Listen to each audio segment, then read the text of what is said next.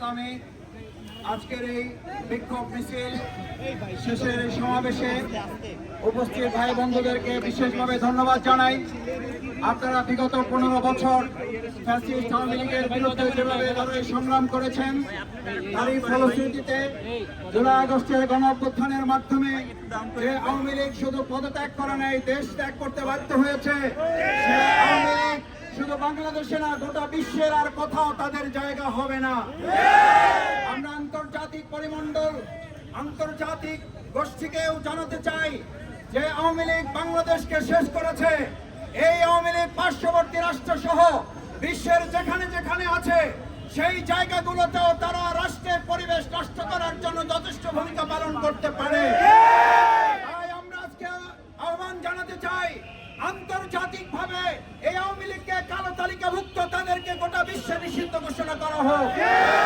সেই আহ্বান জানিয়ে আমরা আপনাদের সবাইকে ধন্যবাদ জানাচ্ছি। আইন শৃঙ্খলা রক্ষাকারী বাহিনী, সাংবাদিক বৃন্দকে কষ্ট করার জন্য ধন্যবাদ জানিয়ে আগামী দিনের কর্মসূচিতে আপনারা কাঁধে কাঁধ মিলে ভূমিকা পালন করবেন সেই প্রত্যাশা জানিয়ে সবাইকে ধন্যবাদ জানিয়ে আজকের প্রোগ্রামের এখানেই সমাপ্তি ঘোষণা করা হচ্ছে। আল্লাহ হাফেজ। বাংলাদেশ জিন্দাবাদ। বাংলাদেশ জামাত ইসলামী জিন্দাবাদ।